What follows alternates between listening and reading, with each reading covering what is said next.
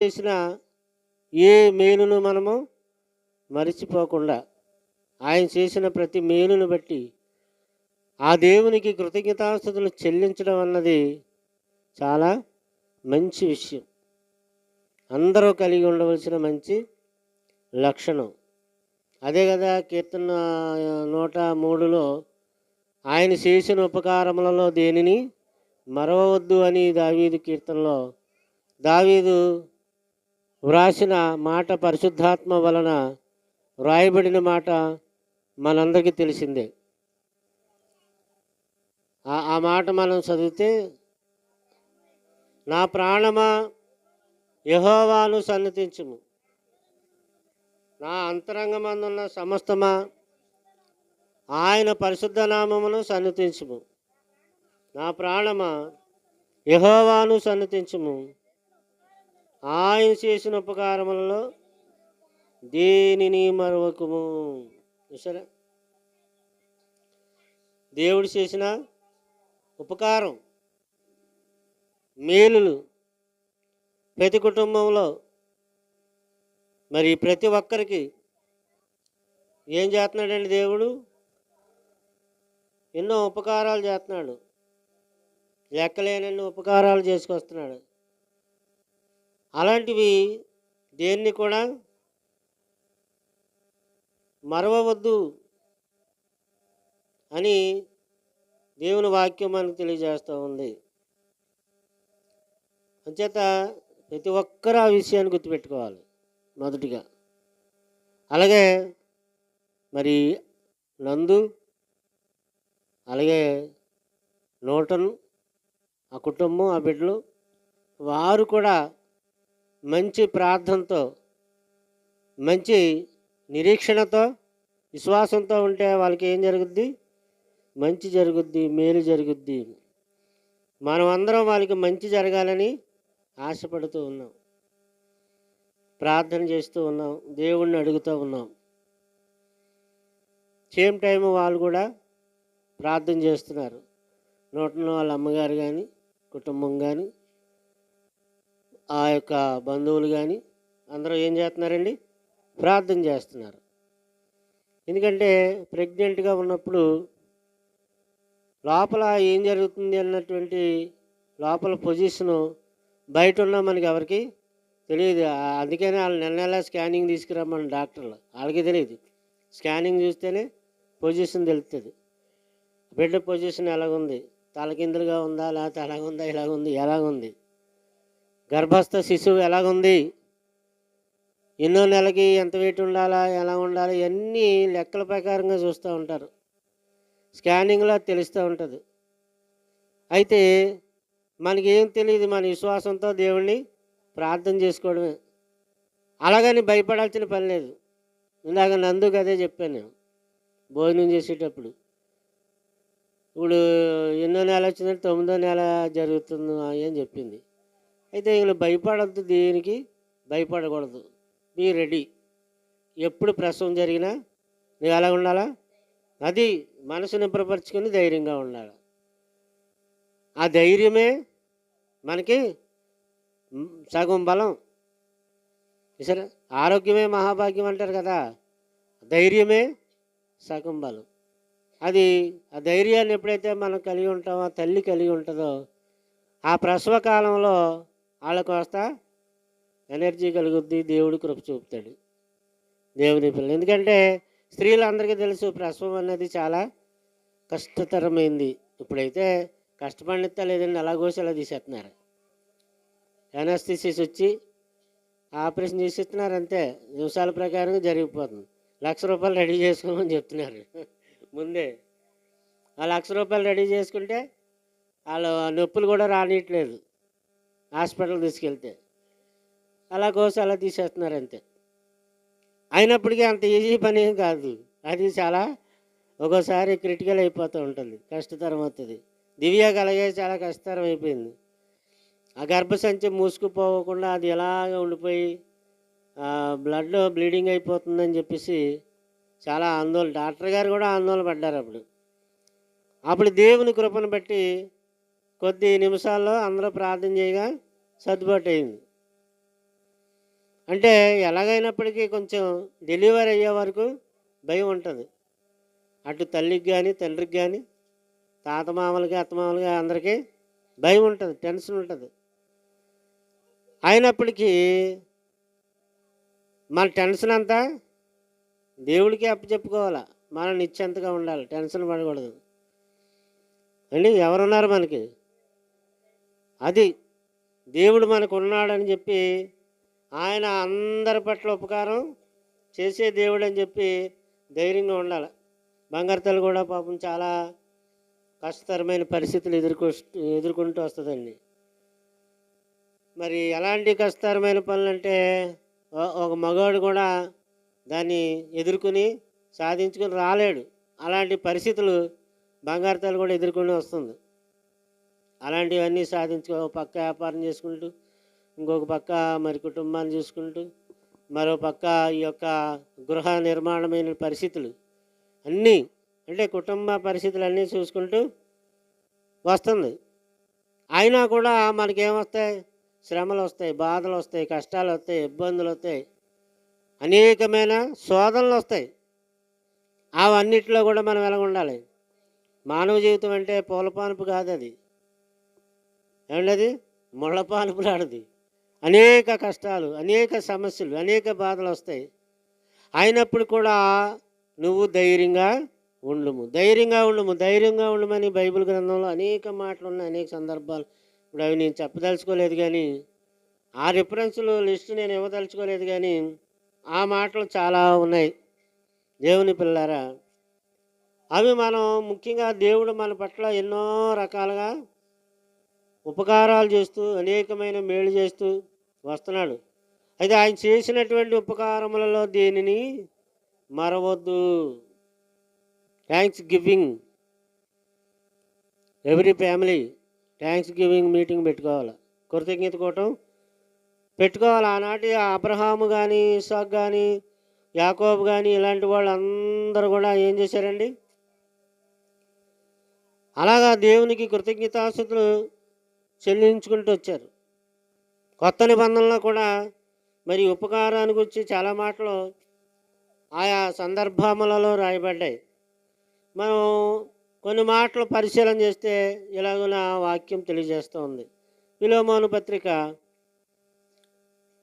అది 1వ అధ్యాయం ఉంటుంది కదా, 14వ వచనం మనం చూస్తే, నీ ఉపకార బలవంతము చేతనైనట్టు కాక, నీ ఉపకారము బలవంతము చేతనైనట్టు కాక స్వేచ్ఛాపూర్వకమైనదిగా ఉండవలెనని నీ సమ్మతి లేక ఏమీ చేయుటకు నాకు ఇష్టమో లేదు. అంటే ఒక వ్యక్తి మరొక వ్యక్తికి చేసే ఉపకారం అది ఒక రకం, దేవుడు మనుషులకు చేసే ఉపకారం మరొక రకం. 2 రకాలు ఉన్నాయి. ఒకటి, దేవుడు మానవులందరికీ ఉపకారి అయి ఉన్నాడు, మహోపకారి, సర్వోపకారి, అందరికి ఉపకారి. మహోపకారి, సర్వోపకారి, అందరికి ఉపకారి, అందరికి ఉపకారం చేస్తాడు. అయితే ఉపకారం అందరికి చేస్తున్నాడు, కానీ కృతజ్ఞత మాత్రం కొందరే చూపిస్తున్నారు. 10 మందిని శుద్ధులుగా చేశాడంట, కుష్ఠరోగం కలిగిన కుష్ఠరోగుల్ని 10 మంది శుద్ధులయ్యారు కారా, కానీ కృతజ్ఞత చెల్లించడానికి ఎంతమంది వచ్చారు? ఒక్కడే వచ్చాడేంటి? ఆ 90 ఎక్కడా? అంటే 1% మాత్రమే దేవునికి కృతజ్ఞతలు చెల్లిస్తున్నారు. 100 మంది ఉన్నారనుకోండి, ఒక 1%, అంటే ఆ 100 మందిలో 10 మంది కృతజ్ఞతలు చెల్లించ ఉండొచ్చు. అది కూడా లేదు. 1% అంటే 99% మంది చెల్లించడం లేదు, ఒక్కరే చెల్లిస్తున్నారు. కానీ అందరూ దేవునికి ఏం చేయాలి? కృతజ్ఞతాస్తుతులు చెల్లించాలి. అబ్రహాము అనేక మార్లు బలిపీఠములు కట్టుకుంటూ వచ్చాడు, బలులు అర్పించుకుంటూ వచ్చాడు. ఆయన ప్రయాణంలో, ఆయన దైనందిన జీవితంలో, ఆ జీవిత యాత్రలో, అనేక ప్రయాణాల్లో ఆయన ఏం చేశాడంటే దేవునికి కృతజ్ఞతాస్తుతులు చెల్లించుకుంటూ వచ్చాడు. దేవుని పిల్లలు ఆలోచించండి. ఆ విధముగా మనము దేవునికి కృతజ్ఞతాస్తుతులు చెల్లించడంలో ఏమాత్రం వెనకడుగు వేయకూడదు. అలాగే ఇస్సాకు, యాకోబు నోవాహు కుటుంబం, నోవాహు కుటుంబం పట్ల దేవుడు చేసిన ఉపకారాన్ని బట్టి ఎంత ఉపకారం చేశాడండి. నోవాహు యొక్క కుటుంబం 8 మంది గొప్ప రక్షణ పొందారు. జలప్రళయం నుంచి వాళ్ళు తప్పించబడ్డారు. ఆ జలప్రళయం నుంచి వాళ్ళు తప్పించబడి దేవుడు అనుగ్రహించిన గొప్ప రక్షణ వాళ్ళు పొందినప్పుడు ఓడలోంచి బయటకు వచ్చిన తర్వాత ఏం చేశాడు నోవాహు? 8వ అధ్యాయము, ఆదికాండం 8వ అధ్యాయం 20 వచనం నుంచి చూస్తే, ఆదికాండము 8వ అధ్యాయము 20వ వచనంలో నుంచి చూస్తే, అప్పుడు నోవాహు ఆ ఓడలోంచి బయటకు వచ్చిన రోజున, ఆ జలప్రళయం యొక్క గొప్ప ప్రమాదం తప్పుకున్న రోజున వాళ్ళు బయటకు వచ్చినప్పుడు నోవాహు బలిపీఠము కట్టి పవిత్రమైన పక్షులన్నిటిలోనూ కొన్ని తీసుకుని వచ్చి దహన బలి అర్పించాడు. అదే థ్యాంక్స్ గివింగ్ మీటింగ్ అంటేనా ఆ రోజుల్లో. కృతజ్ఞత కూటం అంటే అదేనండి. అప్పుడు ఏం చేశాడట? దహన బలి అర్పించాడు. అప్పుడు యెహోవాకు ఇంపైన సువాసన, దేవుడు ఇంపైన సువాసన ఆగ్రహించి స్వీకరించాడు. అప్పుడు దేవుడు ఒక నిర్ణయం తీసుకున్నాడు, ఇక మీదట నరులను బట్టి నేను భూమిని మరలా శపించను. ఎందుకనగా నరుల హృదయ ఆలోచన వారి బాల్యము నుండి చెడ్డదిగా ఉంది. చూసారా, వారి బాల్యము నుండి కూడా చెడ్డదిగా ఉంది కనుక ఇక మరలా నేను శపించను, ఎలాంటి జలప్రళయాన్ని మళ్ళా నేను రానియను అని దేవుడు నిర్ణయించుకున్న నిర్ణయం కుటుంబం విషయంలో ఎంత ఉపకారం చేశాడండి. అంటే నోవాహు దేవుని యందు భయభక్తులు కలిగి ఉన్నందున అతడును, అతని భార్యయు, అతని 3 కుమారులను, అతడు 3 కోడండ్లను 8 మంది ఏమయ్యారు? గొప్ప జలప్రళయంలో నాశనం కాకుండా దేవుని ఆజ్ఞను పాటించినందుకు, దేవుని పట్ల విశ్వాసము కలిగినందుకు మరి ఆ కుటుంబము గొప్ప రక్షణ పొందినదని దేవుడు వాక్యం తెలియజేస్తుంది. దేవుని పిల్లారా, సరే, అలాగా దేవుడు చేసిన ప్రతి మేలును బట్టి మనం దేవునికి కృతజ్ఞతాస్తుతులు చెల్లించాలి. అందుకు పెద్ద ఖర్చు ఏమైపోదు, మహా అయితే 2-3 వేలు అవ్వచ్చు. అయితే అవనవండి. అనారోగ్యంగా ఉంటే, పరిస్థితులు బాగోకపోతే ఎన్ని వేల రూపాయలు హాస్పిటల్ ఖర్చు పెడుతున్నాం. లోపల పొజిషన్ పరిస్థితులు బాగోకపోతే లక్షల హాస్పిటల్ ఖర్చులు అయిపోతాయి. కానీ దేవునికి మాత్రం మనం కనీసం 3-4 వేలు ఖర్చు పెడితే చాలా ఇబ్బంది పడే వాళ్ళు ఉంటారు కొంతమందిలో. అందరూ కాదండి, కొంతమంది ఖర్చు పెట్టేవాళ్ళు ఎంతైనా పర్వాలేదు అనుకునే వాళ్ళు ఉన్నారు. కానీ చాలా ఇబ్బంది పడి దేవునికి కృతజ్ఞత కోవటం కూడా పెట్టలేనటువంటి పరిస్థితుల్లో మరి కొంతమంది ఉంటారు. కనుక ఫిలెమోనుకు ఉపకారం చేయడానికి ఆ యొక్క పత్రికలో ఆ మాట, చక్కని మాట మనం చూస్తూ ఉన్నాం. అలాగే దావీదు చెప్తున్న మాట, ఉపకారం చేయడం, ఆయన చేసిన ఉపకారంలో దేన్ని మరవకండి అని చెప్పేసి ఆయన మాట మనం చూస్తాం. అలాగే ఇంకా పాత నిబంధన గ్రంథంలో కూడా అనేకమైన సందర్భాలలో అండి మనం ఈ ఉపకారం అనే మాటను మనం చూడవచ్చు. ఆదికాండం 32వ అధ్యాయం 10వ వచనం చూద్దాం. దేవుని పిల్లారా, కుటుంబం అంతా కలిసికట్టుగా ఉండాలండి. ఒకరి మాట ఒకరికి పొసగగా ఉండినట్టుగా కాకుండా ఒకరి మాట ఒకరు వినడం, ఒకరికి ఒకరు చక్కగా మరి విధేయత కలిగి ఉండడం, తల్లి మాట కుమారుడు వినడం అండి, అలాగే తల్లి మాట కుమార్తె వినడం, అత్తగారి మాట కోడళ్ళు వినడం, అలాగే వాళ్ళ సలహా అత్తగారు పాటించడం, అలాగే ఉండాలి. ఒక అన్యోన్యత ఉండాలి కుటుంబంలో. అది ఎక్కడి నుంచి వస్తుందంటే దేవుని యందు భయభక్తులు కలిగి ఉండడాన్ని బట్టి వస్తుంది. అది లేకపోతే మనకి ఆ యొక్క విధేయత అనేది రాదు. యేసుక్రీస్తు ప్రభు అంతటి వాడే విధేయత నేర్చుకున్నాడు తాను పొందిన శ్రమలను బట్టి. మనం కూడా ఏం నేర్చుకోవాలి? విధేయత నేర్చుకోవాలి. ఏదో ఆదివారం గుడికెళ్ళి వచ్చేస్తున్నామంటే కాదు. దేవుని బిడ్డలారా 32:10 నీవు నీ సేవకునికి చేసిన సమస్తమైన ఉపకారములకును సమస్త సత్యములకును అపాత్రులను ఎట్లాగనగా నా చేతి కర్రతో మాత్రమే. చూసారా, ఇక్కడ మాట్లాడుతున్న మాటల సందర్భాన్ని జాగ్రత్తగా గమనించండి దేవుని బిడ్డలారా. నీవు నీ సేవకునికి చేసిన సమస్త ఉపకారములకును సమస్త సత్యములకును అపాత్రులను. సత్యం అంటే వాక్యం. యాకోబు ఎంత మంచి నీతిమంతుడండి, ఎంత మంచి విశ్వాసం గలవాడండి. ఎప్పటికప్పుడు తన కుటుంబాన్ని సరిదిద్దుకుంటూ చక్కదిద్దుకుంటూ తన భార్యలను దేవుడికి లోపరుస్తూ తన పిల్లలను దేవుడికి లోపరుస్తూ దాని కుటుంబాన్ని దేవుని భయభక్తులతో, కుటుంబ యజమాని యొక్క బాధ్యత అది, భర్త బాధ్యత. భర్త యొక్క బాధ్యత ఏంటి? తన భార్యని పాలించాలా, పిల్లల్ని చూసుకోవాలా, కుటుంబం చూసుకోవాలా, కుటుంబ పోషణ చూసుకోవాలా. మరీ ఎస్పెషల్లీ కుటుంబీకులు అందరూ దేవుని యందలి భయభక్తులుగా ఉన్నారో లేదో చూసుకోవాలా, దేవుడి మాటకి విధేయతలు అవుతున్నారో లేదో చూసుకోవాలా. భర్త బాధ్యత. మరి భార్య బాధ్యతలు కూడా ఉన్నాయి కదా. భార్య బాధ్యత భార్య చూసుకోవాలి. అందుకే దేవుడు పిల్లల్ని ఎందుకు ఇస్తున్నాడు అనుకుంటున్నారు? దేవుడి కొరకు ఆ పిల్లల్ని పెంచాలి. బాలుడు నడవలసిన త్రోవల వానికి నేర్పము పెద్దవాడైనప్పుడు. అది దేవుని మార్గాలు బాల్యం నుంచి అయితే పని ఈజీ అవుతుంది. పెద్దోడైన తర్వాత చెప్పడం కష్టమైపోద్ది. చర్చికి రమ్మన్నా రాడు, పెద్దోడైపోయాడు. ఇక లొంగడం వంగడం చిక్కడు దొరకడా అయిపోతాడు పరిస్థితి.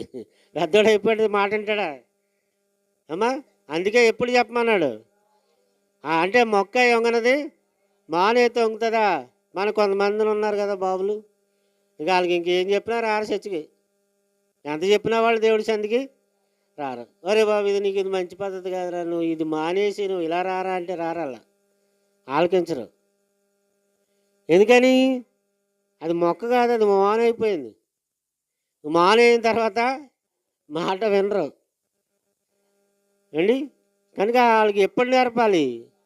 అందుకే నీకు కొడుకుని ఇచ్చిన, కూతురునిచ్చిన, నీకు జన్మించిన సంతానానికి, దేవుడు నీకు ఇచ్చిన బిడ్డలకి, ప్రతి బిడ్డకి తల్లి ఏం చేయాలంటే ఈ దైవభక్తి, నీతి నిబద్ధతలు నేర్పించాలి.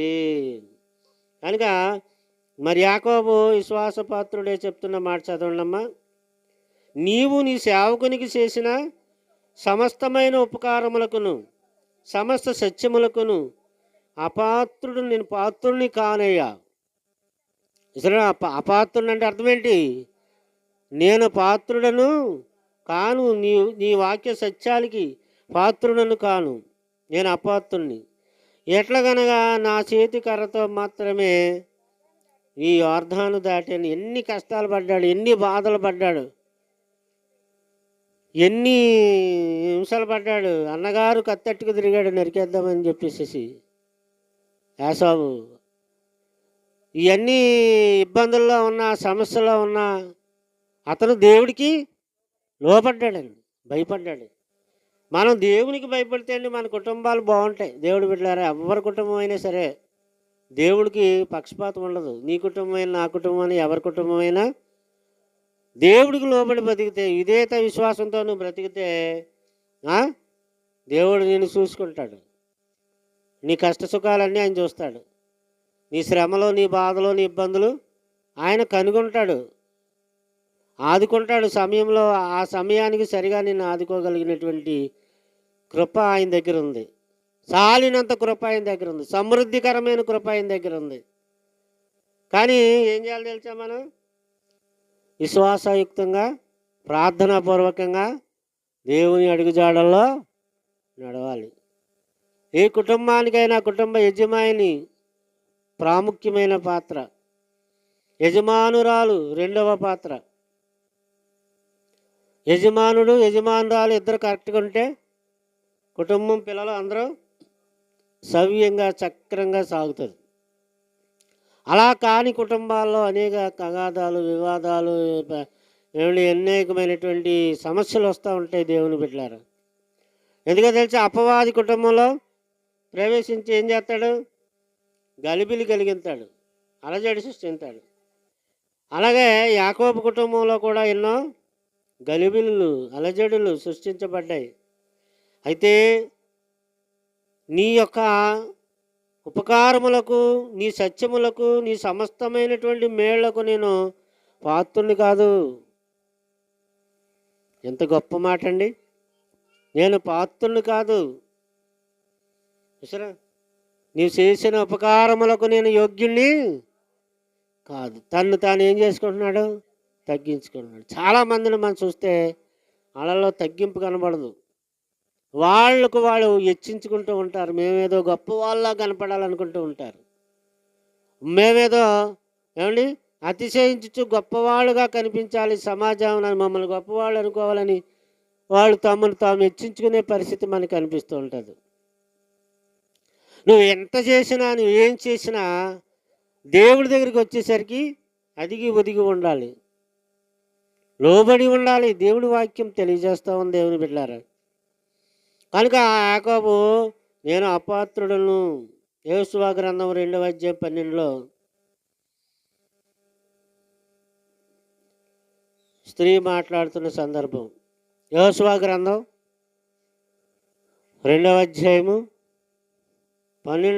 మనం చూస్తే, నేను మీకు ఉపకారం చేసి తిని కనుక మీరును నా తండ్రి ఇంటికి ఉపకారం చేసి నాకు నిజమైన ఆనవాళ్ళను ఇచ్చి. చూసారా ఏం చేయమంటుంది?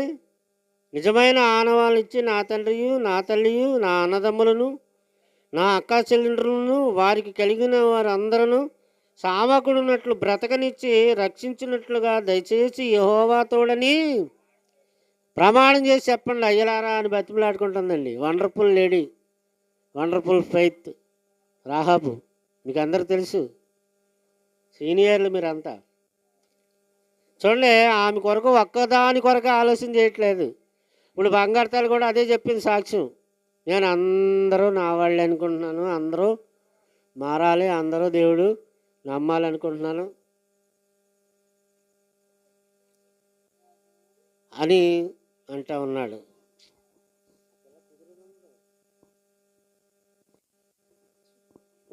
చూడ ఏది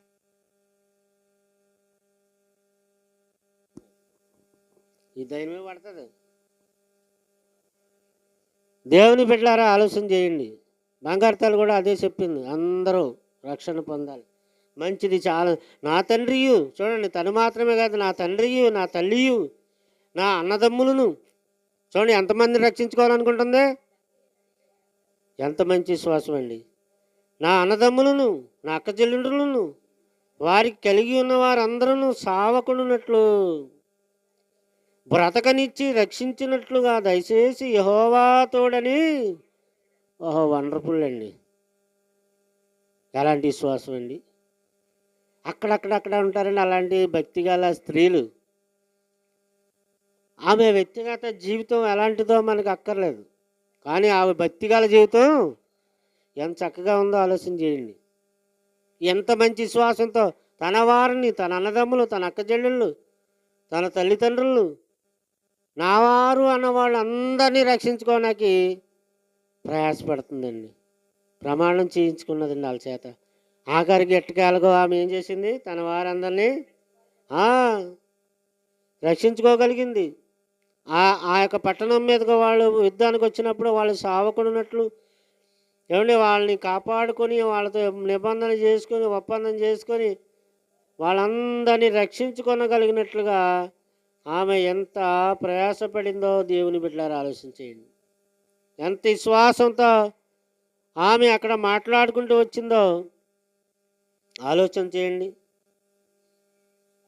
కనుక ప్రతి ఒక్కరూ అటువంటి విశ్వాసం ఉంటేనండి దేవునికి ఇష్టలవుతారు.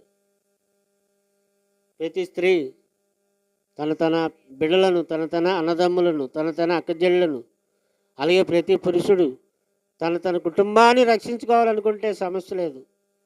ఇంకొక ప్రాంతానికి వెళ్ళి చెప్పాల్సిన అవసరం ఉండదు. మన ప్రజలకు మనమే చెప్పుకుంటే, మన ప్రజలను మనమే కాపాడుకుంటే, మన కుటుంబాలను మనమే కాపాడుకుంటే, ఇంకొకరు వచ్చి మనకు చెప్పాల్సిన అవసరం ఉండనే ఉండదు.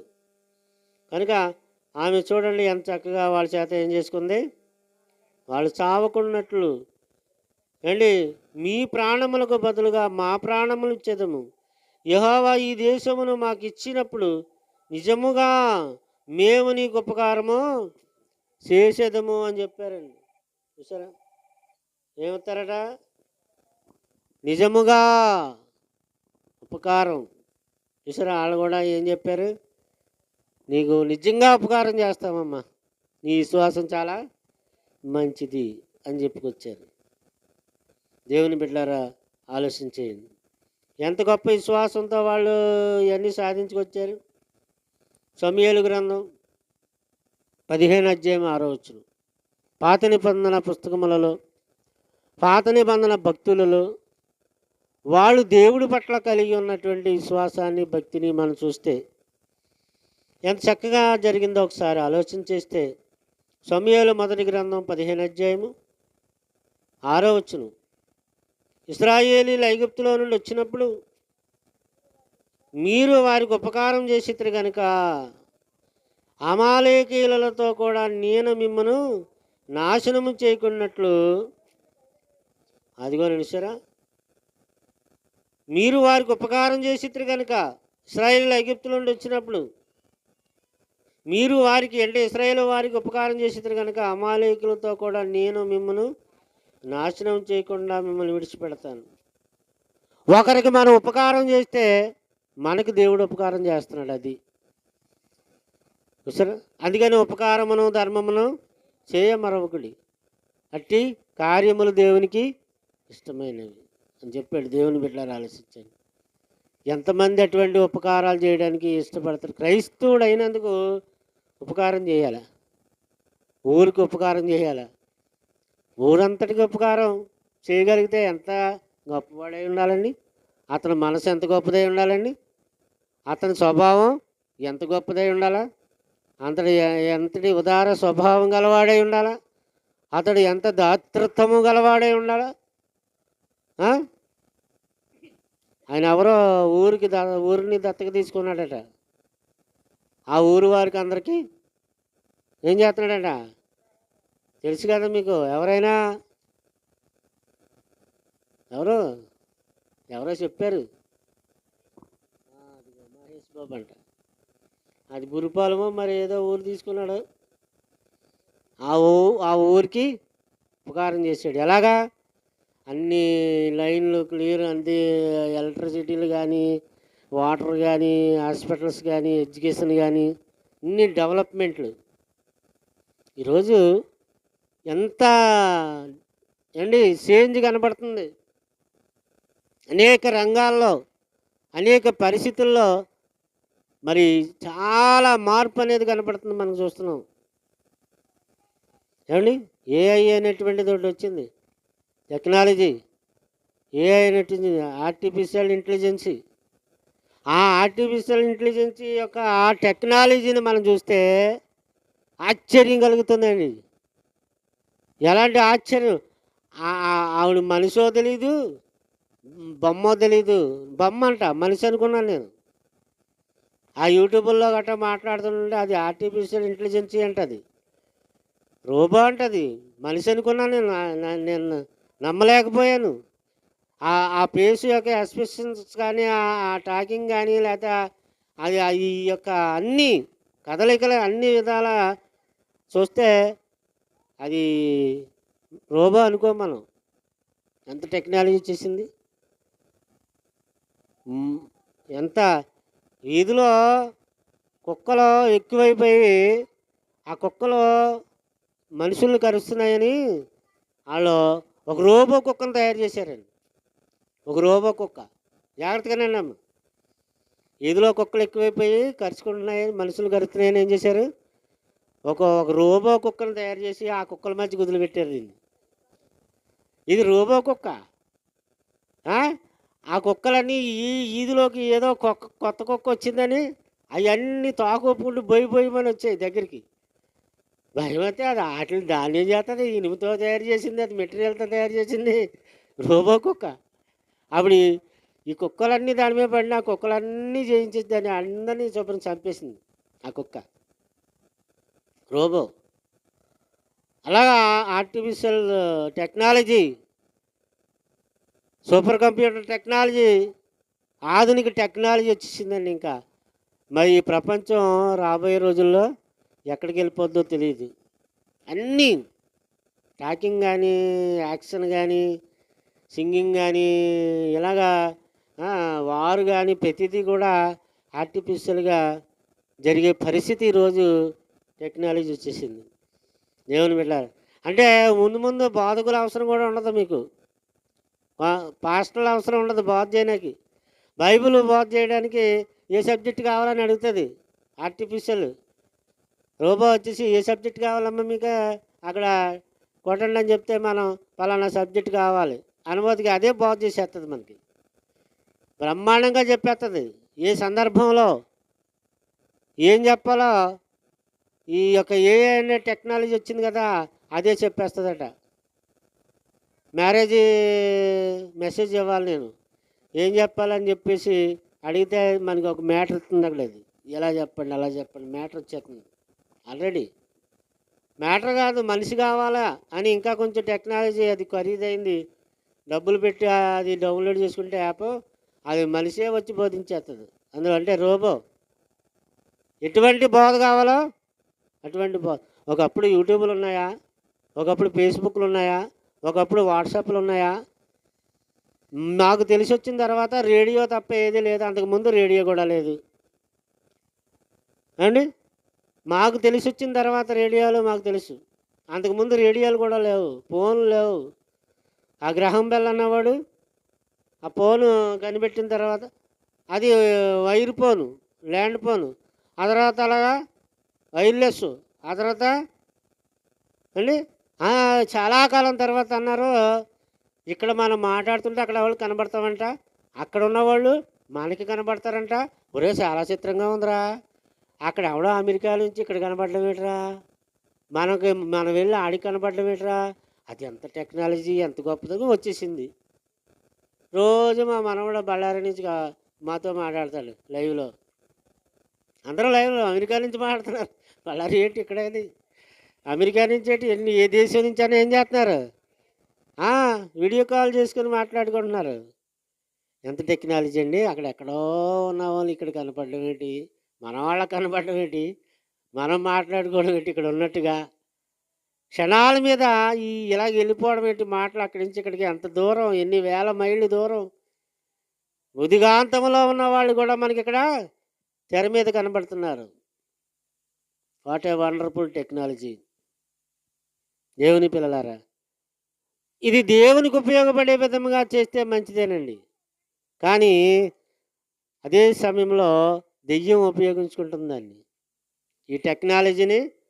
దేవుడు కాదు, దెయ్యానికి ఉపయోగించి దెయ్యానికి బలం చేకూర్చేలాగా నడిపిస్తున్నారు దాన్ని. కనుక ఇశ్రాయేలీలు ఐగుప్తులో నుండి వచ్చినప్పుడు మీరు వారికి ఉపకారం చేసిద్రి కనుక, నా పిల్లలకు ఉపకారం చేసిద్రి కనుక, నన్ను నమ్మిన బిడ్డలకు మీరు ఉపకారం చేశారు కనుక, వాళ్ళకి కొన్ని సన్నీళ్ళు ఇచ్చారు కనుక, వాళ్ళు దారిలో ఉన్నప్పుడు వాళ్ళకి కొద్దిగా సేద తీర్చారు కనుక, దారి చూపారు కనుక, అమాలేకులతో కూడా నేను మిమ్మల్ని నాశనము చేయకున్నట్లుగా మీరు వారి చేతిలో నుండి వెళ్ళిపోండి, అమాలేకుల నుండి బయటికి వెళ్ళిపోండి అని చెప్పేసాడు. వాళ్ళందరూ పోతారు, ఎందుకంటే వాళ్ళు అమాలేకులు వాళ్ళ మీద పడ్డారు, మరి ఇశ్రాయేలీల మీద పడ్డారు. దారి ఇమ్మంటే వాళ్ళు ఇవ్వలేదు కనుక నేను వాళ్ళని చంపేద్దారనుకుంటున్నాను, మీరు తప్పించుకోండి, మీరు సహాయం చేశారు అని అక్కడ ఒక తెగవాన్ని తప్పించిన పరిస్థితి మనకు అనిపిస్తుంది.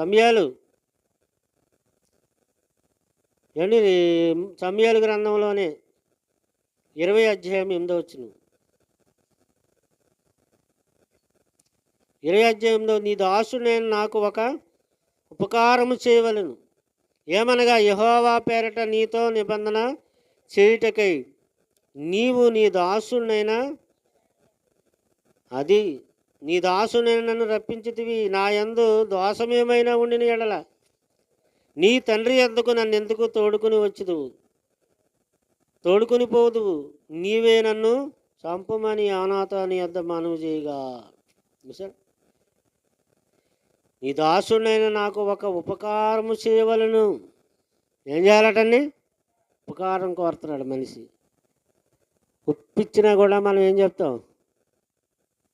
పక్క మనిషి అప్పిచ్చినా, ఉప్పిచ్చినా, పప్పిచ్చినా ఏం చెప్తాం? థ్యాంక్స్ అని చెప్తాం. థ్యాంక్స్ అండి. పాసిపోయిన పప్పు ఇచ్చినా కూడా థ్యాంక్స్ చెప్తాం.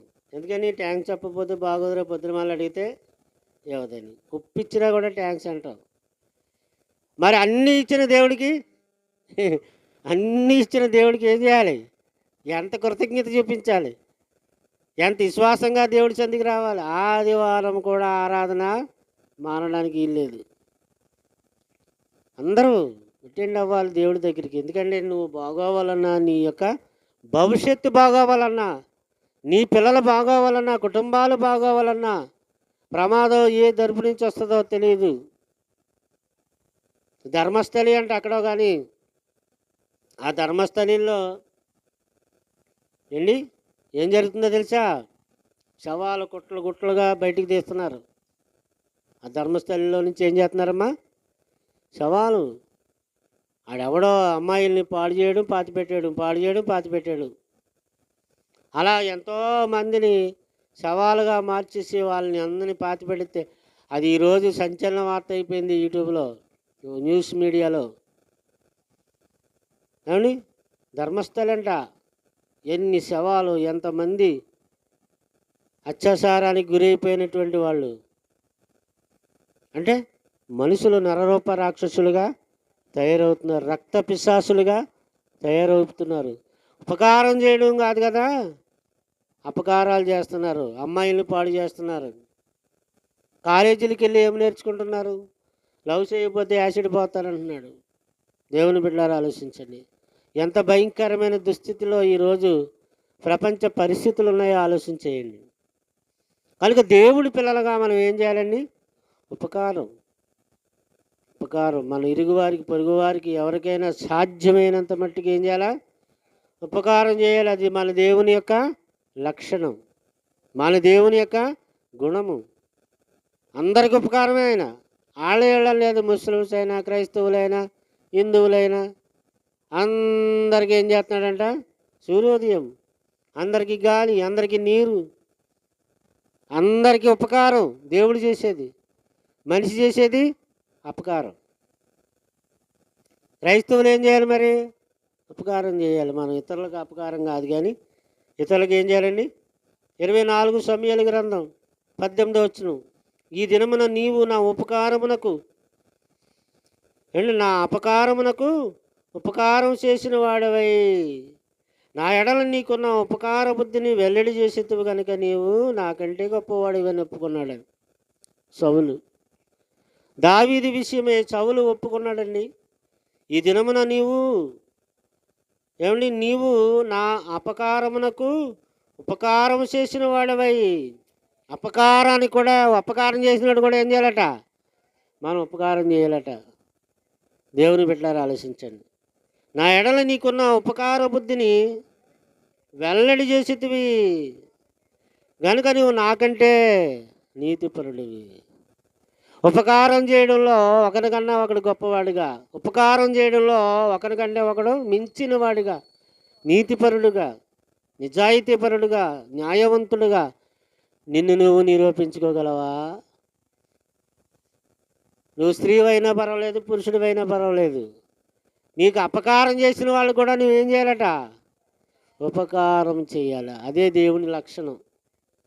ఆయన అందరికీ కృతజ్ఞత లేని వారికి కృతజ్ఞత కలిగిన అదే లోకాసువార్త 6వ అధ్యాయంలో చెప్తాడు. కృతజ్ఞత లేని వారికి, కృతజ్ఞత ఉన్న వాళ్ళకి అందరికీ ఏం చేస్తున్నాడట? ఉపకారం చేస్తున్నాడు. 6వ అధ్యాయం 33 ఎంత వచ్చిన ఉంటుంది, అది తర్వాత చూద్దరికేం. దేవుని బిడ్డలారా ఆలోచించేయండి. కనుక నా ఎడల నీకున్న ఉపకార బుద్ధిని వెల్లడి చేసితివి. నీవు నాకంటే నీతిపరుడవు. సమూయేలు మొదటి గ్రంథం 25:15. అయితే ఆ మనుషులు మాకెంతో ఉపకారం చేసి ఉన్నారు. మేము పొలములో వారి మధ్యను సంచరించుతున్నంతసేపు అపాయమే కానీ నష్టమే కానీ మేము రానియము. చూసారా, అపాయమే కానీ నష్టమే కానీ మాకు సంభవింపనే లేదు. వాళ్ళకి తెలియకుండానే వాళ్ళు కాపాడుకుంటూ వచ్చారండి. దావీదు దగ్గర ఉన్నవాళ్ళు కానీ, దావీదు కానీ ఎలాంటి వాళ్ళండి? ఉపకార బుద్ధి గలవాళ్ళు. ఆయన అలా చెప్తే అలా చేస్తారు వాళ్ళు. దావీదు దగ్గర ఉన్న సైన్యం, మరి అద్భుతమైనటువంటి వ్యక్తులు ఆయన దగ్గర ఉన్నారు. బలశాలులు, ఏమండి, వీరులు ఆయన దగ్గర ఉన్నారు. ఈ యొక్క నాబాలు యొక్క కాపరులకు కాపలా కాశారు వాళ్ళు. కానీ అవసరమైనప్పుడు మాకు గుక్కుడు సన్నీళ్ళు పోయిరా బాబు కాస్త సాయం చేయాలంటే దావీదెవడు, ఎస్సీ కుమారుడు ఎవడు, వాడెవడు, వీడెవడు అన్నాడు. ఏమయ్యాడు? చచ్చాడు. సరే, అలాగన్నందుకు ఏమయ్యాడు? ఇంకా పాపం ఆయన భార్య అబిగాయలు తన భర్త ప్రాణాన్ని కాపాడుకోవడానికి ఆమె ఎంతగానో ప్రయత్నం చేసింది. దావీదుతో సఖ్యత పడింది, దావీదును బతిమలాడుకుంది. నా భర్త మోటువాడయ్యా, వాడికి తెలియదు, ఏమో మూర్ఖంగా మాట్లాడాడు, దయచేసి అతన్ని క్షమించమని వేడుకుంది. దేవుని బిడ్డలారా, చూసారా, రాహాబు అని ఆమె ఏం చేసింది? తన మాత్రమే కాకుండా అన్నదమ్ములను, అక్కచెల్లెళ్ళను, తల్లిదండ్రులను, వారి తండ్రి కుటుంబీకులందరినీ కాపాడుకోవడానికి వాళ్ళతో ఒప్పందం చేసుకుంది. ఎంత మంచివాళ్ళండి. సతీ సావిత్రి కోసమే చూసుకుని తెలుసు మీకు. ఆవిడ తన భర్త ప్రాణములను కాపాడుకోవడానికి ఎవరితో పోరాడిందంట? యముడితో పోరాడిందంట. ఎవరావిడ? నాటకాల సినిమాల్లో చూస్తుంటారు కదా, యమధర్మరాజు ప్రాణం తీసుకుని పోతున్నాడు, ఆ దున్నపోతు మీద కూర్చొని వెళ్ళిపోతుంటాడు ఆ సన్నివేశం. అప్పుడు ఈమె ఒక పద్యం పాడుతుంది, పోవుచున్నావా యమధర్మరాజా పోవుచున్నావా అని. నాకు ఒక భిక్ష పెట్టి నా భర్త ప్రాణం అది దక్క, ఇక ఏదైనా నువ్వు అడుగు అంటుంటాడు. నీ భర్త ప్రాణములు తప్పించి ఇంకేదైనా అడగమని. సరే, ఏం చేస్తుంది? చాలా తెలివైంది, చాలా జ్ఞానవంతురాలు. ఏం చేస్తుంది? నాకు పుత్రభిక్ష పెట్టమని అడుగుతుంది పద్యం రూపంలో. ఓకే, నీకు అనుగ్రహించేసాను అంటాడు. ఆగు అంటది ఈసారి. ఎక్కడికి వెళ్ళిపోతున్నా ఆగు. అంటాడు, నా భర్త లేకుండా నాకు సంతానం ఎలా కలుగుతుందయ్యా అంటే, అమ్మ బాబు ఎలాగేసేవాళ్ళు ఇంకని అప్పుడు భర్తను బతికింతాడు. కనుక తన భర్తను ఏం చేసుకుంది? కాపాడుకుంది అబిగాయలు. కానీ వాడు మూర్ఖత్వం చేత 10 దినములు అయిన తర్వాత వాడు చచ్చిపోయాడు. హార్ట్ ఫెయిల్ అయిపోయింది, వాడు చచ్చాడు. దేవుడు మొత్తినందున అది. కనుక నువ్వు బాగుండాలంటే నువ్వేం చేయాలి తెలుసా? దేవుని యందు భయభక్తులు కలిగి ఉండాలి. నీ కుటుంబం బాగుండాలంటే నువ్వేం చేయాలి తెలుసా?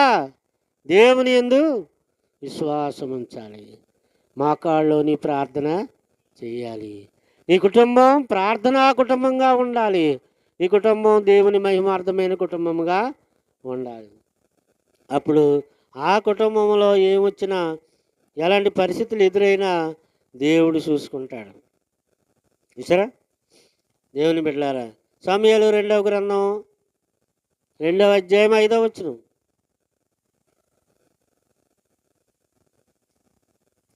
ఏది కూడా పోకుండా ఈ అరణ్యములో అతని ఆస్తి అంతయు నేను వ్యర్థముగా కాయసు వచ్చి తిని, ఉపకారము నాకు అపకారము చేసి ఉన్నాడే అని బాధపడ్డాడు. ఉపకారానికి అతను ఏం చేశాడట? అపకారం చేశాడు. అది 15:21. 2:5లో యాబేషు గిల్గాదు వారని దావీదు తెలుసుకొని యాబేషు గిల్గాదు వారి యొద్దకు దూతలను పంపి, మీరు ఉపకారము చూపి మీ ఏలినవాడైన సౌలును పాతిపెట్టిదిరు గనుక యెహోవా చేత అదండి యెహోవా చేత మీరు ఆశీర్వచనము నొందుదురు. వండర్ఫుల్. దావీదుకి శత్రువు అయినా కూడానండి సౌలుని శత్రువుగా భావించలేదండి. అతను ఒక దైవజనుడిగా భావించాడు. అతన్ని దేవుని అభిషేకమునందున వాడిగా భావించి అతనికి ఉపకారం చేయడానికే చూశాడు, కానీ అపకారం చేయడానికి. దావీదు ఎంత మంచి మనసు గలవాడు. యెహోవా చేత మీరు ఆశీర్వచనము నొందుదురుగాక అని చెప్పాడు.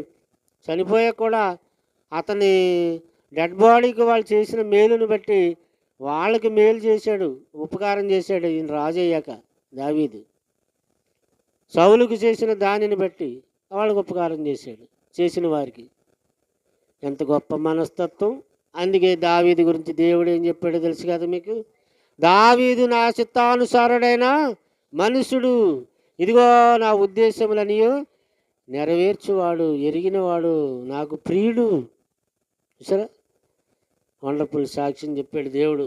ఎవరి కోసం? దావీదు కొరకు. అంత మాత్రమే, దావీదు దేవుని సంకల్పమును అనుసరించి తన తరమవారందరికీ మేలు చేశాడు, సేవ చేశాడు. తన తరమవారికి సేవలు అందించాడు దావీదు. తండ్రి అయిన దేవుని యొక్క సంకల్పం చొప్పున తన తరము వారికి సేవలు చేసిన గొప్ప మహనీయుడు. దేవుని బిడ్డలారా ఆలోచించండి. కీర్తన గ్రంథంలో అదే చెప్పాడు. నా ప్రాణమా యెహోవాను సన్నుతించు. ఆయన చేసిన ఉపకారములలో దేనిని లైఫ్లో అనుభవించిన వాడు, అనేక సమయ సందర్భాలలో అవన్నీ ఎదుర్కొన్నటువంటి వాడు. యెహోవా నాకు చేసిన ఉపకారములన్నిటికీ నేను ఆయనకి ఏమి చెల్లించుతానన్నాడు. 116:2-12. 116:12 వచనంలో యెహోవా నాకు చేసిన ఉపకారములన్నిటికీ నేను ఆయనకి ఏమి చెల్లించుదును. రక్షణ పాత్రను చేత పట్టుకొని అది ప్రార్థన చేస్తాను. రక్షణ పొందిన పాత్రగా ఉండాలి మనం. రక్షణ పాత్ర చేత పట్టుకోవడం అంటే రక్షణ పొందిన కుటుంబంగా ఉండాలి. అప్పుడు నువ్వు మోకాళ్ళని ప్రార్థన చేసినా నీ ప్రార్థన దేవుడు వినగలుగుతాడు. నీతిమంతులు నన్ను కొట్టుట నాకు ఉపకారము, వారు నన్ను గద్దించుట నాకు తైలాభిషేకము. 141వ కీర్తన 5వ వచనం.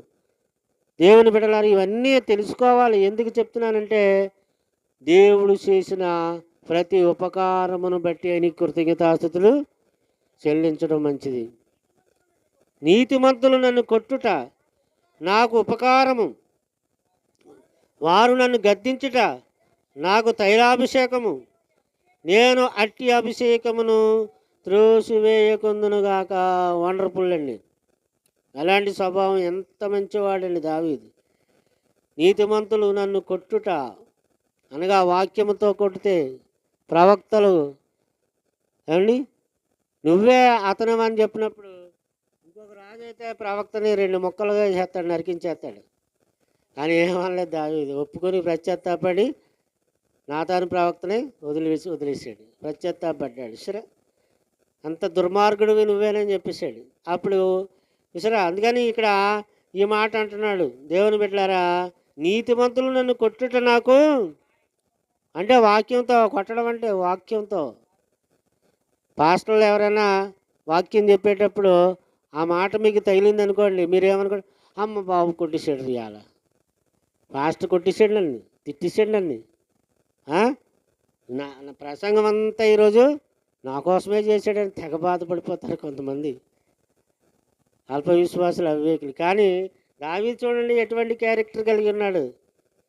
అండ్ నీతిమంతులు వాక్యానుసారంగా నన్ను కొట్టడం నాకు ఉపకారము, వారు నన్ను గద్దించడం నాకు తైలాభిషేకము, నేను అట్టి అభిషేకమును త్రోసివేయకుంది. వండర్ఫుల్ అండి, వండర్ఫుల్ అండి. ఉపకారంగా ఎంచుకున్నాడండి. ఎంత మంచివాడండి. అందుకే దేవుడు అతని గురించి ట్రీట్మెంట్ ఇచ్చాడు.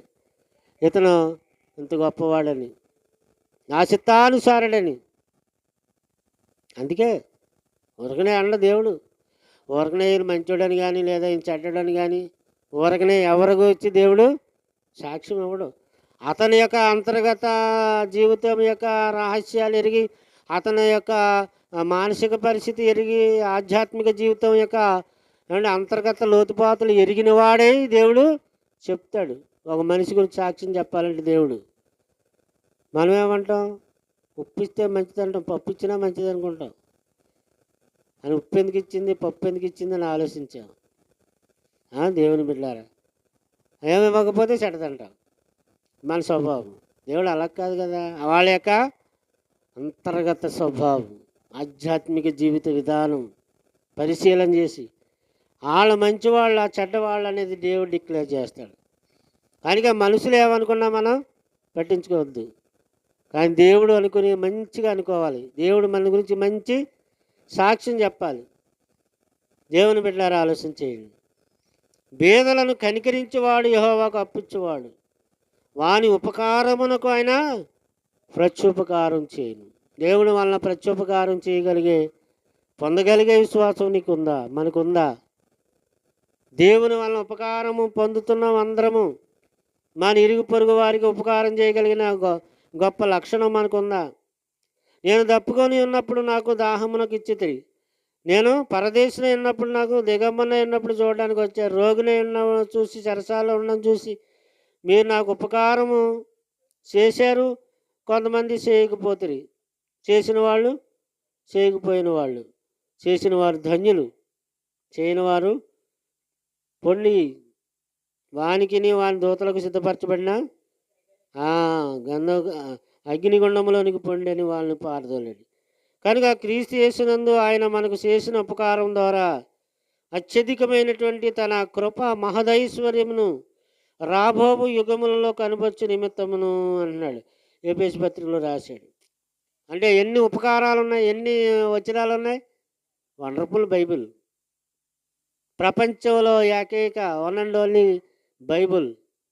ఆయన ఆ బైబిల్ చెప్పింది ఎక్కడ ఏ బడిలోనూ చెప్పలేదు, ఏ గుడిలోనూ చెప్పలేదు, ఏ యూనివర్సిటీలోనూ చెప్పలేదు, ఏ కాలేజీలోనూ చెప్పలేదు. ఎక్కడ ఎవరు ఎప్పుడు చెప్పందే బైబిల్ చెప్పింది. ఎన్నో ఉన్నాయి, టైం లేదు మనకి. చాలు, ఈ మాత్రం చాలు. మీకు మంచి మాటలు విన్నాం అంటే బంగారు తల్లి ఏం చేసింది? ఈ అవకాశం, మంచి వాక్యం చెప్పుకునే అవకాశం వచ్చింది, సువార్త చెప్పుకునే అవకాశం వచ్చింది. వారి కుమారుడు మహేష్, అలాగే వారి కోడలు నిర్మల, అలాగే వారి యొక్క కుమార్తె నందు, వారి అల్లుడు నూటను, వీళ్ళందరూ కుటుంబం సౌఖ్యంగా క్షేమంగా ఆరోగ్యంగా ఉండాలని మన కుటుంబం కొరకు ప్రార్థన చేద్దాం. తల్ల ఉంచి ప్రార్థన చేసుకుందాం. మహాపరిశుద్ధుడు, మహాగణుడు, మహోన్నతుడు అయిన పరమ తండ్రి, గొప్ప తండ్రి, మీ ఘనమైన పరిశుద్ధ నామానికి స్తుతులు చెల్లిస్తున్నాం తండ్రి. నాయన మంచి వాతావరణం అనుగ్రహించినందుకు వందనాలు. అలాగే తండ్రి నాయన బంగారు తల్లి ఎన్నో బాధల్లో, సమస్యల్లో, ఆర్థికపరమైన ఇబ్బందుల్లో ఉన్నప్పటికీ కూడా బాధ్యతలు కొనసాగించడానికి భారం మోస్తుంది, భరిస్తుంది. ఆ బిడ్డని జ్ఞాపకం చేసుకోండి, ఆరోగ్యవంతం కాపాడండి, అన్ని విధాలా లేవనెత్తండి, బలపరచండి. అలాగే మహేష్, నిర్మల వాళ్ళిద్దరూ కూడా దేవుడి సేవలో మాకు ఎంతో చక్కని ప్రయోజనకరమైన బిడ్డలుగా ఉన్నారు. వారిని కూడా దీవించండి. అలాగే నేను నూటను, నందుని దీవించండి, వారికి ఇచ్చిన కుమార్తెను, అలాగే గర్భంలో ఉన్న బిడ్డని దీవించండి. వారి కుటుంబాలు, ఇరుపక్షాల కుటుంబాలు దీవించండి, కాపాడండి. వెంకటలక్ష్మి గారు, ఆ కుటుంబాన్ని కూడా దీవించండి, మీకు ఆపుదలు ఉంచండి. నాయన నీకు వందనాలు, స్తోత్రాలు చెల్లిస్తున్నాం అండి. నాయన దేవుళ్ళో ఉన్న బిడ్డలు అందరూ ఒక్కటే, అందరూ దేవుని యొక్క సంతానమై ఉన్నారు. వారు ఇహమందు పరమందు దేవుని పిల్లలుగా ఉండడానికి మంచి శ్వాసంతో సిద్ధపాటు కలిగి ఉండడానికి నడిపించండి. ఇక్కడ ఉన్న బిడ్డలందరినీ, ఈదులో ఉన్న వారిని, ప్రతి కుటుంబాన్ని జ్ఞాపకం చేసుకోండి, ప్రతి గృహాన్ని జ్ఞాపకం చేసుకోండి. ప్రతి ఒక్కరూ నీ మార్గంలో ఒకరికొకరు ఉపకారం చేసేవారుగా, అపకారం ఎన్నడూ చేయని వారిగా నడిపించండి. అట్టి స్వభావము, దైవ స్వభావము క్రీస్తు యేసు ప్రభుకి కలిగిన నీ మనసు మాకందరికీ అనుగ్రహించండి. కుటుంబాన్ని దీవించండి, ఆశీర్వదించండి. ప్రసవకాల సమయంలో నందుకి దేవదూతల భద్రత అనుగ్రహించండి. చక్కని ప్రసవం జరిగేలా, ఎవరో ఏ విధంగా టెన్షన్ పెట్టుకోకుండా హాస్పిటల్కి వెళ్ళే పరిస్థితి వచ్చినా, ఒకవేళ ఆపరేషన్ జరుగుతుందని చెప్పినా కూడా ఎవ్వరూ ఆయన మరి ధైర్యంగా నిలబడేలాగా అధైర్యపడకుండా నడిపించి బలపరచమని అవకాశం కలిగించమని, ఈ చక్కని అవకాశం ఇచ్చినందుకు మీ కృతజ్ఞతలు చెల్లిస్తున్నాం తండ్రి.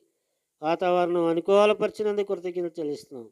అలాగే రేపు జరగాల్సిన ప్రధానము, ఎల్లుండి జరగాల్సిన వివాహము మీకు మహిమకరంగా జరగడానికి సహాయం చేయమని, యేసుక్రీస్తు వారి శ్రేష్టమైన పరిశుద్ధమైన నామమున ఈ ప్రార్థన అడిగి వేడుకొంచున్నాము తండ్రి.